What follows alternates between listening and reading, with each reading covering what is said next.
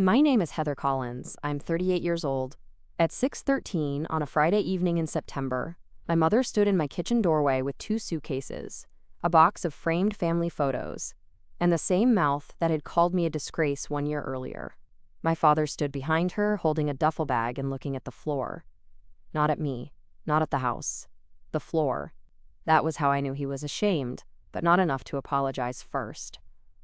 Rain tapped against the windows of the small blue craftsman house I had bought after my divorce. My divorce. The word my parents used like a stain. The word my mother lowered her voice to say at church. The word my father avoided entirely, replacing it with phrases like, "that situation," and "what happened with Heather." I stood barefoot on the warm kitchen tile, wearing jeans and an old gray sweater, holding a wooden spoon because I had been stirring tomato soup when the doorbell rang. My dog, Milo, sat beside my ankle, alert but quiet. He had learned the tone of people before I did sometimes. My mother's hair was perfectly set despite the rain. Her lipstick was too bright for someone whose house had been lost that morning. Her coat was buttoned wrong. That tiny detail told me she was not as composed as she wanted to appear. "Heather," she said, as if we had spoken yesterday and not after months of stiff holiday texts, "we need to stay with you for a while. Not may we, not could we, need." My father cleared his throat. "Just until we figure things out." Behind them, in my driveway, sat their sedan, with the back seat packed so tightly that a lampshade pressed against the rear window. Two garbage bags of clothes slumped in the trunk, one tied with yellow drawstring, one open enough for me to see my mother's church shoes poking out. I looked from the bags to their faces. What happened?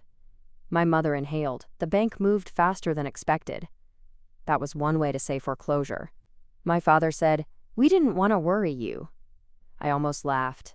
They had worried me easily enough when I left a husband who put a hole in our bedroom door with his fist.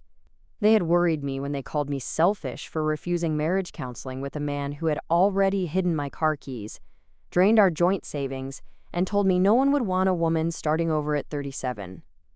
They had worried me when my mother stood in the fellowship hall after Sunday service and said, "A wife's first job is to preserve the home," while I still had bruises fading under my cardigan. But losing their own house? That they had decided not to worry me with. My mother shifted the suitcase handle from one hand to the other. "We're exhausted. Can we come in?" I looked at the box of family photos in her arms. On top was a framed picture from my wedding day. Me at 29, smiling beside my ex-husband, Nathan, under an arch of white roses my mother had insisted on because she said photographs were forever. Photographs were not forever. Neither were marriages. Neither were houses if you ignored certified letters long enough. I stepped aside, and my mother walked into my kitchen as if the invitation had been hers all along. That was the first mistake I almost made. Not letting them enter. Thinking entering meant staying. What they didn't know was that I had already seen the foreclosure notice. 3 weeks earlier, a woman from the county clerk's office who knew me from my job in records management quietly told me my parents' property had been listed for auction. She said it because she thought families should know.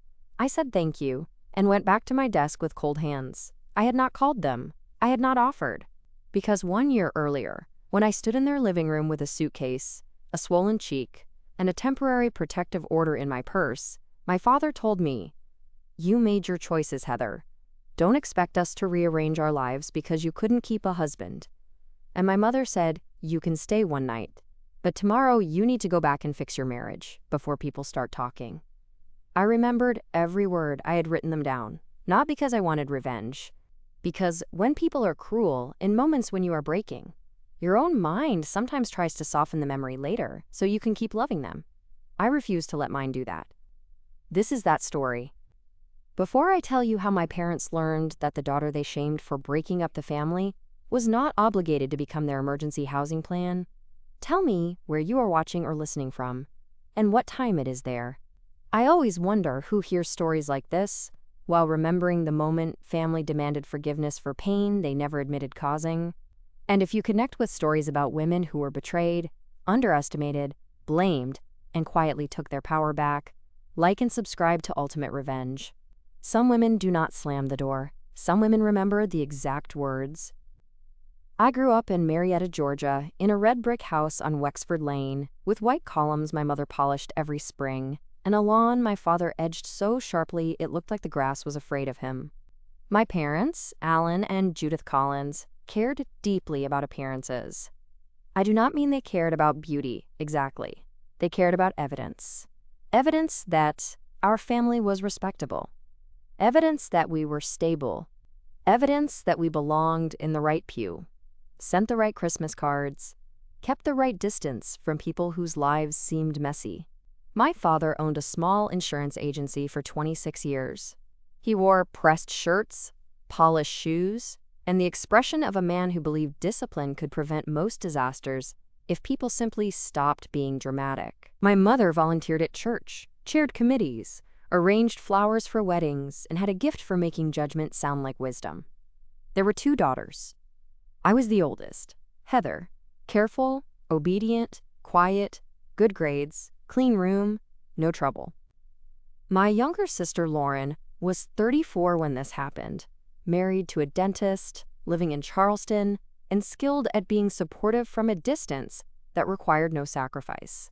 Lauren had always been the pretty one, the easy one, the one who cried at movies and never got blamed for being emotional because her emotions were decorative. Mine were inconvenient. My parents taught us that family reputation was a shared responsibility. Dirty laundry stayed inside.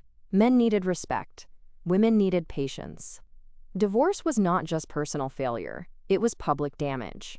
My mother used to say, "A home is a woman's first ministry," while stirring soup or folding napkins. I heard it so often that by the time I married Nathan Brooks, I believed endurance was a virtue, even when it looked suspiciously like silence. Nathan was charming when charm was useful. He worked in pharmaceutical sales, drove a black SUV, wore expensive watches, and had the clean confidence my parents admired. He called my father sir. He complimented my mother's cooking. He brought flowers the first time he came to Sunday dinner and remembered Lauren's favorite wine after meeting her once. My parents loved him before I did. That should have warned me. At our engagement dinner, my father toasted Nathan and said, "I'm glad Heather found a man with direction." Direction. As if I had been wandering. I was 29 then, working as an assistant records coordinator for the county court system. I liked order. I liked files. I liked knowing where things belonged. Nathan called my job cute government work and said it with a smile, so I smiled too. The symbolic object in this story was a small green notebook. I bought it from a pharmacy the week after Nathan first punched the wall beside my head. It cost $3.49. It had a flexible cover, college-ruled pages, and a little elastic band that stretched out within a month. At first, I used it to write grocery lists and appointment times. Then, without planning to, I began writing down incidents. April 9th. Nathan angry because dinner was late. Threw plate in sink, said you make me look like an idiot in my own house. May 2nd. Took my keys because I needed to calm down before driving to work. June 18th. Called me frigid, useless, boring. Apologized next morning. Flowers. August 7th. Punched bedroom door. Hole near handle. Said I made him do it by walking away. That notebook saved me. Not because courts automatically rescue women who keep notes. Because I could not keep pretending the bad nights were isolated when I could read them in my own handwriting.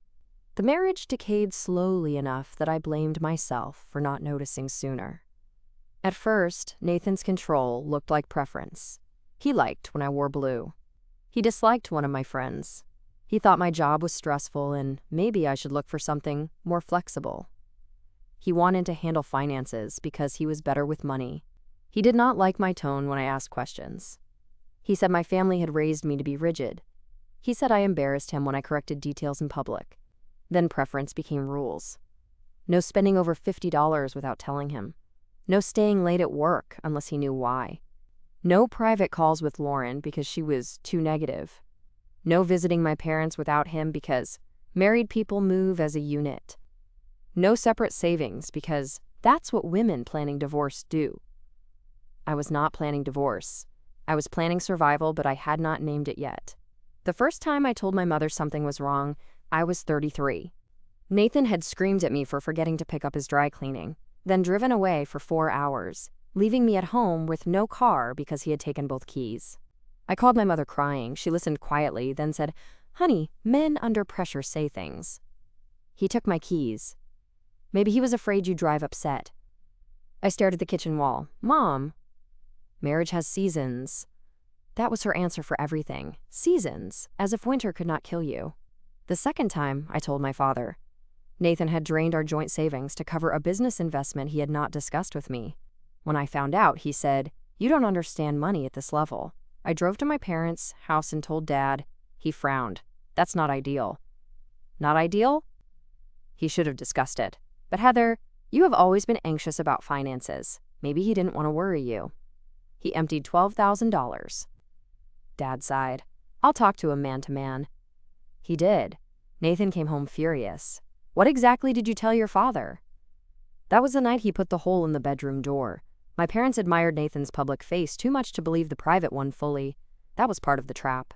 Men like Nathan build credibility before they build cages. By the time you start explaining the cage, everyone remembers the man who brought flowers. The final night came in August. I was 37. Nathan had been drinking after a sales dinner. He came home angry because I had not answered his call while I was in the shower. He accused me of cheating. I laughed once, not because it was funny, but because the accusation was absurd after years of him monitoring my phone. That laugh cost me. He grabbed my arm hard enough to leave fingerprints and shoved me against the hallway wall. My cheek hit the door frame. For a second, I saw white. Then he stepped back, breathing hard, and said, "Look what you made happen." Not look what I did, look what you made happen. Something inside me went very calm. I locked myself in the bathroom, called my friend Tessa, and whispered, "I need to leave." Tessa arrived with her husband and a police officer. I packed one suitcase. I took the green notebook. I took my birth certificate, passport, and the little cash I had hidden in a tampon box because women learn hiding places from fear. Then I went to my parents' house. It was nearly midnight when I rang the doorbell. My mother opened it in a robe, saw my face, and gasped. For one moment, she was just my mother. "Oh, Heather." She pulled me inside. Dad came down the stairs, tying his robe. I told them what happened. Not everything. Enough. Nathan had shoved me. I had left. The police report was started. Tessa was waiting in the car in case I wanted to go with her instead. My father's face hardened. Not at Nathan. At the situation. "You called the police?" "Yes." He closed his eyes. My mother sat beside me on the sofa. "Maybe we should all sleep and talk tomorrow." "I'm not going back." She withdrew her hand from mine. Slowly. That was when I knew. Dad said, "Heather, marriage is not something you abandon after a fight." He put his hands on me. I am not excusing that. But he was. Every sentence after "I am not excusing that" was an excuse wearing a clean shirt. Mom said, "You can stay one night. But tomorrow, you need to go back and fix your marriage before people start talking." I looked at her. "People?" She looked ashamed for half a second, then defensive. "Your life is not just about you." Dad added, "You made your choices, Heather. Don't expect us to rearrange our lives because you couldn't keep a husband." That sentence entered my body like cold water. I remember the lamp beside the sofa, the ticking wall clock, the smell of my mother's night cream, the pain in my cheek, the suitcase by my feet. My father standing near the fireplace under the family portrait where we all wore white shirts and looked like nothing bad had ever happened. I stood. My mother said, "Where are you going?" "To Tessa's." "Heather." I picked up my suitcase. Dad said, "Don't be dramatic." I looked at him. I'm trying very hard not to be dead. Neither of them answered. Tessa took me home with her. I filed the protective order the next morning. The divorce took 9 months. Nathan fought everything he could fight. He called me unstable. He said I exaggerated. He said I had been influenced by bitter women. He said my parents would confirm I was emotional. They did not testify for him, but they did not testify for me either. Their silence was its own statement. The green notebook mattered. So did photographs of the bruises. So did the police report. So did Tessa's testimony. So did the financial records I had slowly rebuilt from statements Nathan thought I no longer had access to. I got out. Not cleanly. Not easily. but legally. After the divorce, my parents treated me like someone who had lowered the family property value. At church, my mother stopped introducing me as our daughter Heather and began saying, "Heather is going through a difficult season." There were those seasons again. My father told relatives Nathan had been under pressure and that, quote, things became complicated. Lauren sent texts full of heart emojis but never came to stay, never offered to attend court, never contradicted Mom when she said I should have tried longer. Thanksgiving that year was the worst. I arrived with a casserole and a pumpkin pie. Nathan was gone from my life legally, but his absence sat at the table like a guest everyone missed more than me. My mother had removed our wedding photo from the hallway but left the frame empty on the side table, which felt worse. Halfway through dinner, Uncle Robert asked, "So Heather, are you keeping the Brooks name?" I said, "No, I'm Collins again." My father's fork paused. Mom said, "Let's not make announcements at the table." "It's my name." Dad said, "It's all very sad." I looked at him. "What is?" "A family breaking." I put my fork down. "The family broke when he hurt me." My mother whispered, "Heather, not here. Not here. Not ever, really." I left before dessert. That night, I wrote in the green notebook for the first time after the divorce. November 23rd. Thanksgiving. Dad said, "A family breaking." Mom said, "Not here." I am done begging them to name what happened. That entry became a line in the sand. Over the next year, I rebuilt. Not in the dramatic way people like to post about. There was no beach retreat, no makeover montage, no sudden career glow-up, where I walked into a glass office wearing red heels. Rebuilding was smaller and harder. I rented a studio apartment above a bakery for 4 months because it was all I could afford while legal bills settled. The apartment smelled like yeast at dawn and fried sugar by noon. I slept on an air mattress for 6 weeks. I ate soup, oatmeal, eggs, and discount rotisserie chicken. I went to therapy every Tuesday at 5. I flinched when men raised their voices in the grocery store. I checked my locks 3 times a night. I cried in my car after signing the final divorce decree because freedom can feel like grief when it arrives after fear. Then I bought the blue house. It was small. 2 bedrooms, 1.5 baths, creaky floors, narrow porch, backyard just large enough for a dog. The paint was peeling around the trim. The kitchen needed updating. The upstairs bathroom had tile from another decade. But when I walked through it with the realtor, sunlight came through the front windows and landed on the floor like an invitation. I had savings from the divorce settlement, a stable job, and a mortgage approval in my name alone. That mattered. My name. Alone.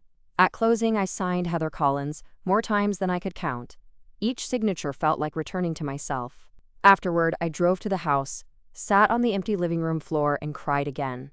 This time, not because I was afraid, because no one could order me out. I adopted Milo 2 months later from a rescue.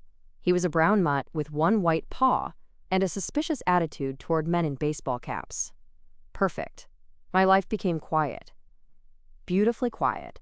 Work, therapy, home repairs, walks with Milo, coffee with Tessa, Sunday mornings spent reading on the porch instead of sitting in a pew where my mother could monitor, who asked about me. I learned how to patch drywall. I learned which hardware store staff did not talk down to women. I learned to cook, for one, without feeling like the empty chair was judging me. My parents did not visit for 6 months. When they finally came, my mother looked around the house and said, "It's cozy."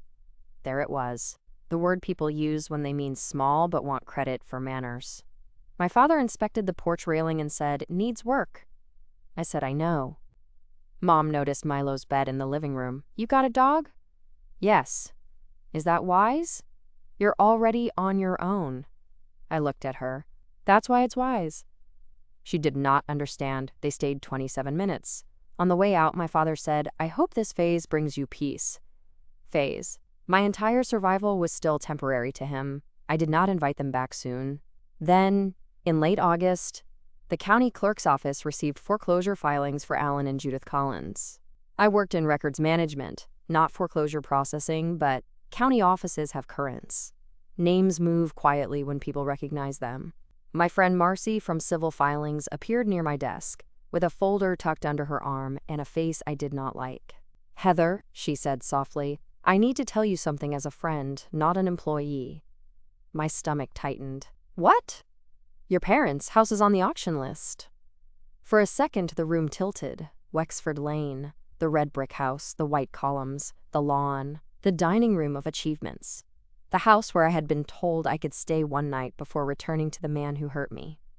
When? I asked. 3 weeks. I went into the bathroom and locked myself in a stall. Not because I wanted to cry, because I did not want anyone watching me decide what kind of daughter I still was. I wanted to call them immediately. I wanted to demand why they had not told me. I wanted to rescue. That reflex was still alive.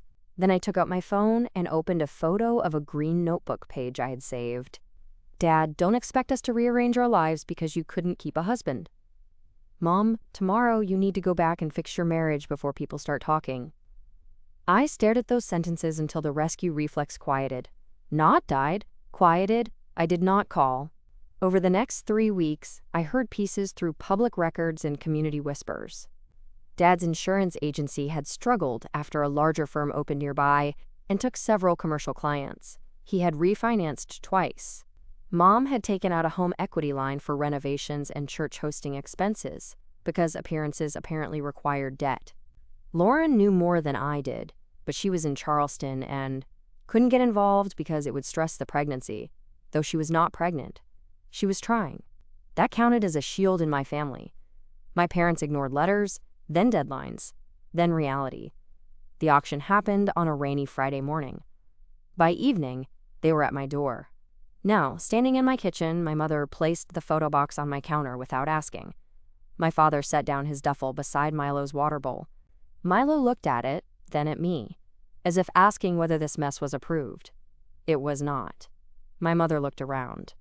You've done more with this place than I expected. That was her opening compliment. I said, thank you. Dad cleared his throat. Do you have coffee? I looked at him. No. He frowned. You don't have coffee? I have coffee. I'm not making it. My mother blinked. The room changed. Tiny shift. First sign that this would not be the old script. She removed her gloves slowly. Heather, we've had a terrible day. I know. Dad looked up. You know? Yes. How? County records. My mother's face tightened. You knew our house was being foreclosed? Yes. And you didn't call? I looked at her. No. She stared at me like I had just revealed something monstrous. Dad said, Heather. I held up one hand. Before this goes any further, you need to understand something. You cannot move in here tonight. The silence was complete. Even the soup stopped bubbling in the pot, as if it wanted to listen. My mother's mouth opened. What? You cannot move in here tonight. Dad straightened. We are your parents. Yes. We have nowhere to go. I'm sorry. You're sorry? Mom repeated, voice rising. Yes. She looked around my kitchen, as if seeing it differently now. Not cozy, not small, available. You have 2 bedrooms. One is my office. It can become a bedroom. No. My father's face hardened in a way I remembered from childhood. Heather, this is not the time to punish us. That word, punish. People who expect automatic access often call boundaries punishment. I set the wooden spoon down. This is not punishment. This is a boundary. Mom laughed once, sharp and disbelieving. Therapy language. Yes, I said. It helped me survive after you didn't. That landed. My father looked away. My mother's eyes filled, but not with apology, with offense. How dare you? I wiped my hands on a towel. 1 year ago, I came to your house after Nathan hurt me. Mom said quickly, we were shocked. You told me to go back and fix my marriage before people started talking. Her face went pale. Dad said, that was a very emotional night. Yes, mine. He flinched. You told me not to expect you to rearrange your lives because I couldn't keep a husband. My father's jaw tightened. I was upset. I was bruised. The room went still again. My mother whispered, Heather. I looked at her. I wrote it down. She blinked. What? I wrote down what you said. That night, Thanksgiving, the church comments, the little phrases, difficult season, not here, family breaking, divorce, embarrassment. I wrote them down because I knew one day you might need me and tell me family means forgetting. Dad's face flushed. That is not fair. No, I said. It is exact. My mother began crying. There were years when that would have ended me. One tear from Judith Collins and I would start rearranging myself. Offer tea. Offer the guest room. Offer apology for having a memory. Not that evening. Milo leaned against my leg. I scratched behind his ear. Dad said, "What do you expect us to do? Sleep in the car?" "No, I booked a hotel for 3 nights under your name." Both of them stared. "What?" Mom said. "You can go there tonight. I'll pay for 3 nights. Tomorrow, I can give you contact information for a housing counselor, a senior rental program, and a financial advisor who handles foreclosure recovery. I will help you sort paperwork on Sunday afternoon if you bring everything, but you are not moving into my house." My father looked stunned. "You booked a hotel?" "Yes." "With what money?" "My money." Mom whispered, "So you'll pay a hotel but won't let us stay?" "Yes." "Why?" "Because help does not have to include surrender." That sentence came from my therapist. I had written it on a sticky note above my desk for months. Dad sat down heavily at the kitchen table without asking. "We made mistakes." "Yes." "We're your parents." "Yes." "You owe us respect." I looked at him. "I can respect that you are in crisis without handing you the bedroom I built after mine." His face changed because he understood that sentence. My bedroom in Nathan's house had a hole in the door.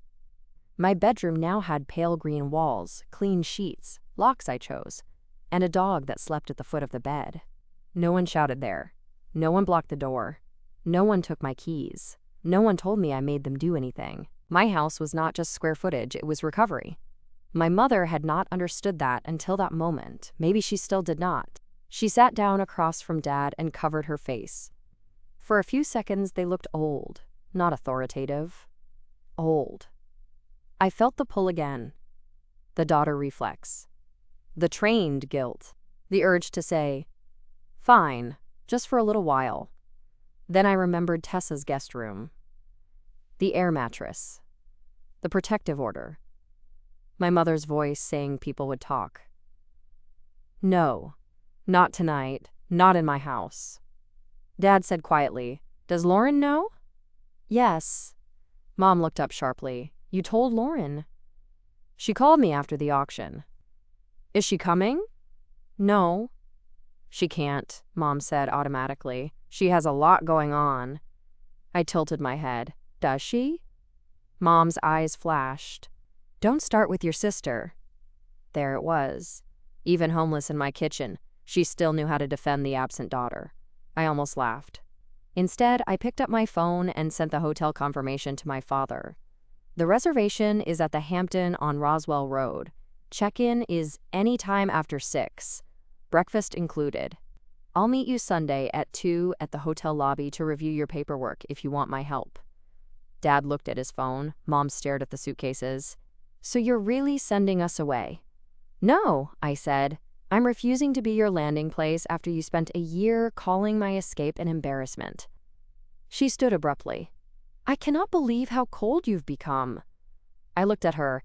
Cold would have been one night. Her face crumpled. She understood. I need to pause here for a second. If you have ever had people shame your pain, then later arrive needing your strength, you know exactly what that kitchen felt like. It was not about a guest room. It was about whether cruelty gets erased the moment the cruel person needs shelter. If this story is hitting close to home, leave a comment and tell me what moment made you stop confusing compassion with access. And if you have not already, subscribe to Ultimate Revenge. The quiet part is over. My parents left at 7:02, not gracefully. Dad carried the duffel. Mom took the photo box. I helped with one suitcase because I am not heartless, and because refusing housing did not require performing indifference in the rain. At the car, Mom turned back. "I hope you're proud of yourself." I looked at her. "No," I said. "I'm safe." She had no answer. After they drove away, I went back inside, turned off the soup, sat on the kitchen floor, and shook. Milo climbed into my lap, even though he was too big for that. I pressed my face into his fur and cried for 20 minutes. Not because I regretted the boundary. Because boundaries can hurt even when they are right. I texted Tessa. They came. I said no. She replied immediately. I'm proud of you. Also breathe. I breathed. Sunday at 2, I went to the hotel. My parents were waiting in the lobby like people who had aged 10 years in 48 hours. My father had a folder. My mother had a notebook. Neither hugged me. That was fine. I did not come for affection. We sat at a small table near the window. Dad opened the folder. The numbers were worse than I expected. Mortgage arrears, home equity line, credit cards, business loan, personally guaranteed, property taxes, insurance premiums, church pledge unpaid but still listed as if God ran collections. My mother had continued hosting committee lunches while behind on utilities. My father had used credit cards to cover agency expenses, and then personal expenses, and then everything in between. It was not one mistake. It was a lifestyle pretending to be reputation. I reviewed the paperwork quietly. My mother watched my face. Dad said, "Well, you need a bankruptcy attorney." He stiffened. "No." "Yes. I have worked my whole life." "I know. I am not declaring bankruptcy like some... What?" I asked. He stopped. "Like some failure. Like some irresponsible person. Like some divorced daughter, starting over above a bakery." He did not say it. "Good," I continued. "You also need to speak with a housing counselor. You may qualify for a senior rental option, but you need to apply immediately. You need to stop using credit cards. You need to close the church pledge discussion. You need to be honest with Lauren." Mom said, "Lauren has enough stress." I looked at her. "Lauren is your daughter too. She can't help." "Has she said that?" Mom looked away. I called Lauren from the lobby table. She answered cheerfully. "Hey, Heath, is everything okay?" "No. I'm sitting with Mom and Dad at the hotel. We're reviewing the foreclosure and debt." Silence. Then, "Oh.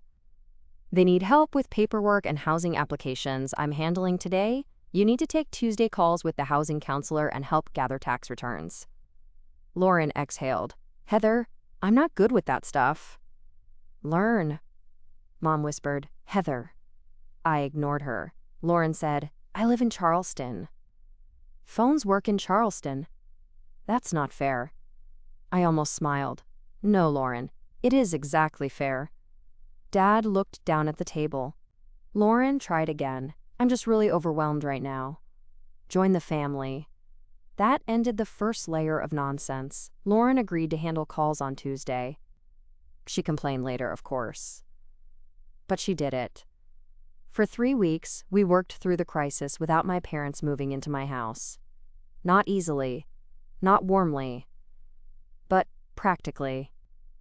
They stayed at the hotel for 3 nights, then moved into a short-term furnished apartment, partly paid by their emergency savings, partly by Lauren, and partly by me as a documented loan with terms. That was my condition, a written agreement, repayment if possible, not because I needed the money immediately, but because I needed reality written down. My father hated it. "This is very formal." So was the foreclosure. He signed. My mother barely spoke to me for a week, then came the public family reckoning. It happened at Lauren's house in Charleston during Thanksgiving. Because apparently my parents losing their house did not cancel my mother's need for a holiday table. Lauren offered to host after realizing hosting was easier than paperwork. I went because Tessa said, "Avoidance is a choice too, but make sure it's yours." I drove 6 hours with Milo in the back seat and the green notebook in my bag, not because I planned to use it. Because some objects remind you not to abandon yourself in rooms where people know your old shape. Lauren's house was bright and coastal. All white walls, blue pillows, and framed beach prints.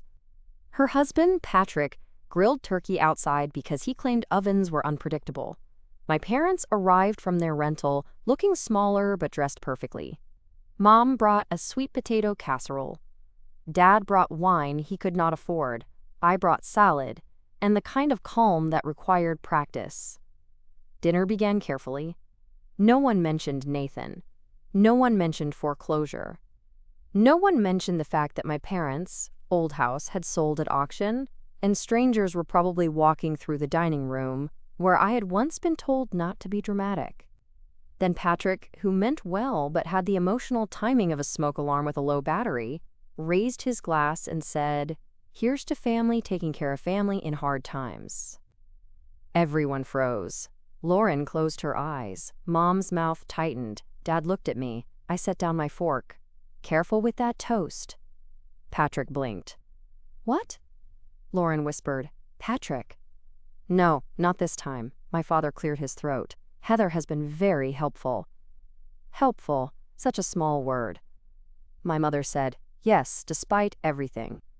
I looked at her. "Despite what?" She looked startled. "I only meant after everything you've been through." "No," I said, "that's not what you meant." The room went silent. Lauren said, "Can we not do this at Thanksgiving?" I looked at my sister. "We did. Not this. For years. That's why it's at Thanksgiving." Dad rubbed his forehead. "Heather?" I turned to him. "I helped you find housing. I helped organize bankruptcy consults. I helped review documents. I helped make sure you were not sleeping in your car. I did those things after you told me I couldn't stay more than one night when I left an abusive marriage." Patrick looked sharply at Lauren. She stared at her plate. My mother whispered, "We didn't know everything." "I told you enough." Dad said, "Nathan was always polite to us." I almost laughed. "So the man who hurt me had good manners at dinner. That was the evidence you preferred?" Dad's face went red. Mom began crying. Lauren said, "Heather, Mom's upset." I reached into my bag and pulled out the green notebook. Not dramatically, just quietly. My mother stopped crying. She recognized it somehow, though she had never seen it. I opened the page I had copied from that night. "I'm not going to read everything," I said, "but I am going to read this." Dad looked away. I read, "August 17th. Mom, you can stay one night, but tomorrow you need to go back and fix your marriage before people start talking." Dad, you made your choices, Heather. Don't expect us to rearrange our lives because you couldn't keep a husband. The room was so quiet I could hear the ice maker hum in the kitchen. Lauren's eyes filled. Patrick whispered, "Jesus." My mother covered her mouth. I closed the notebook. "When you came to my house with suitcases, I did not say those things back to you. I did not tell you to fix your finances before people talked. I did not say you made your choices and shouldn't expect me to rearrange my life because you couldn't keep a house." Dad flinched. "I booked you a hotel. I helped you sort paperwork. I made calls. I did not abandon you. But I also did not let you move into the house I built after you refused to shelter me." My voice shook. I let it. "Do not call my help, despite everything, as if the everything is something I did wrong." No one spoke. Then Patrick, who had been quiet for once, said, "Heather's right." Lauren turned to him. He looked around the table. "I'm sorry, but she is. I didn't know that's what happened." My father stared at his wine glass. My mother cried silently now, not performatively. There is a difference. Her face had changed. Something defensive had finally cracked. She said, "I was ashamed." I looked at her. "Of Nathan?" She shook her head. "Of what people would think." I waited. She swallowed. "And of what it would mean if you were right. If he was dangerous. If I had told you for years to be patient with a dangerous man." The room held its breath. She continued, "I thought if you fixed the marriage, then I had not failed you." That sentence was ugly. Honest, but ugly. I nodded. "So you made me carry your failure." She sobbed once. "Yes." Dad still had not spoken. I looked at him. "And you?" He leaned back, eyes wet. "I liked Nathan." "I know. I liked what your marriage said about us." "There it was. Not love. Branding," he continued. "When you left him, I felt exposed. Like we had missed something obvious." "You had." He nodded. "I know that now." "No," I said. "You know you need me now. I'm asking if you know what you did then." He closed his eyes. For a long moment, I thought he would choose pride. Then he said, "You came to me hurt, and I protected my idea of family instead of my daughter." I looked down at the notebook, my hands were shaking. Dad continued, "I am sorry, Heather. I am sorry for that night. I am sorry for Thanksgiving. I am sorry for making your divorce about my embarrassment." That apology did not fix everything, but it finally named the wound. Lauren wiped her face. "I am sorry too," she said. I looked at her. "For what specifically?" She inhaled. "For staying far enough away that I didn't have to choose. For letting Mom tell the church version. For not coming when you were in court. For acting like being bad at paperwork meant I didn't have to help with Mom and Dad now." That was more than I expected from Lauren. I nodded. "Thank you." Patrick raised his glass awkwardly. "To better paperwork?" Everyone looked at him. Then, unexpectedly, I laughed. Not because it was funny enough. Because the room needed air. After Thanksgiving, things changed slowly. Not magically. My parents did not become emotionally fluent overnight. My mother still had to catch herself before saying things like, "failed marriage." My father still struggled to ask for help without sounding like he was issuing assignments. Lauren still preferred dramatic sympathy to administrative work. But the old story had been interrupted. That mattered. My parents moved into a modest apartment in January. 2 bedrooms, 2nd floor, no white columns, no lawn to edge, no dining room designed for admiration. My mother hated it at first. She said the kitchen was too small. The neighbors were too close. The mailboxes were ugly. The walls were thin. I said, "It's safe." She looked at me, really looked, then nodded, yes. That was the first time I saw her understand that safe mattered more than impressive. My father took part-time work consulting for a younger insurance agent. Not glamorous. Necessary. He stopped wearing suits every day. Sometimes he wore sweaters. Sometimes he looked relieved, not to be performing success with borrowed money. The bankruptcy filing humbled him more than any lecture could have. He told me once after a meeting with the attorney, "I used to think people got here because they were careless." I said, "Some do. Some get here because they care more about looking careful than being honest." He nodded. I suppose I did both. That was growth. My mother joined a support group at church for women rebuilding after major life changes. I nearly choked when she told me. "Do they know you used to judge women rebuilding after major life changes?" She looked embarrassed. I told them I have been learning the difference between conviction and cruelty. I had to sit down, not because the sentence erased the past, because it showed she had at least started walking toward it. I did not give them a key to my house. That remained firm. When Mom asked once, gently, for emergencies, I said, "Call me in emergencies." She nodded. No argument. Progress sometimes sounds like a door not being pushed. My blue house stayed mine. I painted the porch rail white in spring. I planted lavender near the walkway because I liked the smell, and because my mother once said lavender was too informal for front beds. Milo dug up one plant immediately. I replanted it. We had boundaries about that too, though his were less successful. 1 year after my parents arrived with suitcases, I hosted dinner. Not because they asked, because I wanted to see whether my house could hold family without surrendering itself. I invited Mom, Dad, Lauren, Patrick, Tessa, and Tessa's husband. A small group. My rules were clear. No comments about Nathan, no jokes about divorce, no unsolicited advice about the house. No one stays overnight. Mom brought flowers. Not white roses. Wildflowers from the grocery store. She handed them to me and said, "For your home. Your home, not this place, not your little house, your home." I placed them in a blue vase on the table. Dinner was simple. Roast chicken, potatoes, salad, peach cobbler. My father helped wash dishes afterward. He did not do it performatively. He just rolled up his sleeves and asked where the towels were.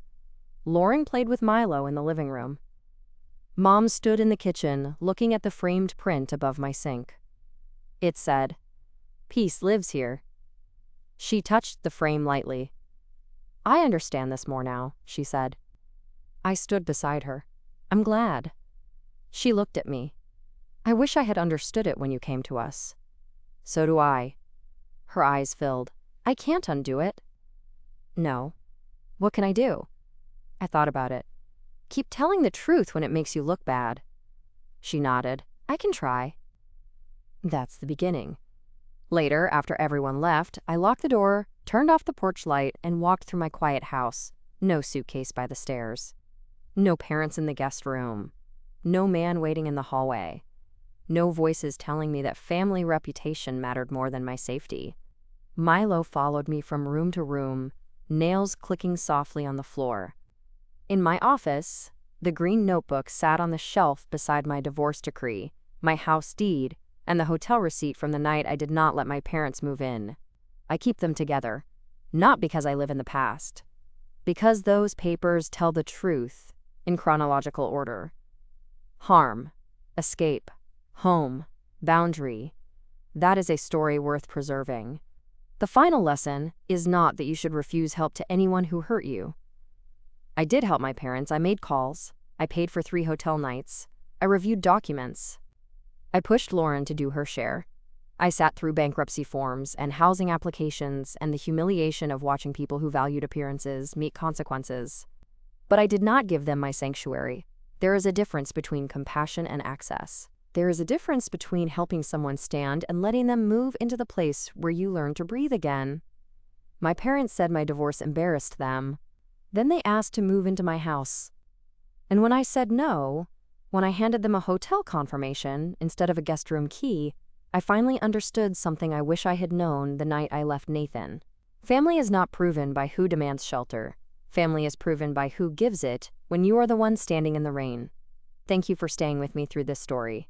I know some of you have been shamed for leaving, judged for surviving, or told that protecting yourself made other people uncomfortable. If Heather's story reached you, I hope you remember that the home you build after pain is not community property for people who mocked your escape. You can help without surrendering. You can forgive without forgetting. And you can keep the door closed when opening it would cost you your peace. Subscribe to Ultimate Revenge for more stories about quiet women, family betrayal, silent comebacks, and the truth that finally gets written down. So tell me, if your parents shamed you for leaving a bad marriage and then showed up needing your house, would you let them move in? Or would you help them from a distance and protect the peace you built?